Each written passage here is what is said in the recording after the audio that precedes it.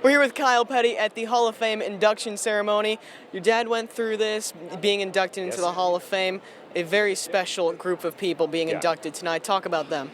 Yeah, I think especially when you look at this year, you look at, and let's start with Raymond, Mr. Parks. Raymond Parks is a cornerstone of this Hall of Fame, a cornerstone of this sport. And if you don't believe me, just go upstairs to the third floor and look at the people that are there that they put statues of from the very beginning. Bill France Sr., Raymond Park, Red Byron, Red Voigt, guys like that built the sport, that were in that first NASCAR meeting.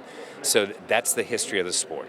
Then we go through Benny Parsons, who was just Mr. Nice Guy. There's nothing else to be said. Buffet Benny, a great race car driver, everything that he did on the racetrack, but everything he did off the racetrack.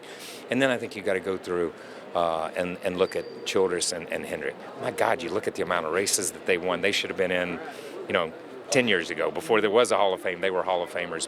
And then Mark Martin, the greatest race car driver in the world never to win a championship, and should have won probably 6 or 7 championships, I think, when you look back. So it is a well-deserving and a very stellar Hall of Fame. Your dad went through this induction ceremony a couple years ago. What are the people being inducted tonight probably going through? You know what? I think it's, and this is the funny part. I think for my dad, talking to him and to Dale Inman and my Uncle Maurice when he did it, it's just a humbling experience. They didn't drive a race car. They didn't work on a race car. They didn't own a race car to get in the Hall of Fame. They did it to win races.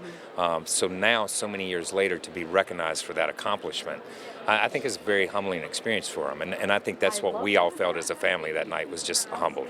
It's a very humbling experience indeed. We look forward to having them being inducted into the Hall of Fame ceremony tonight.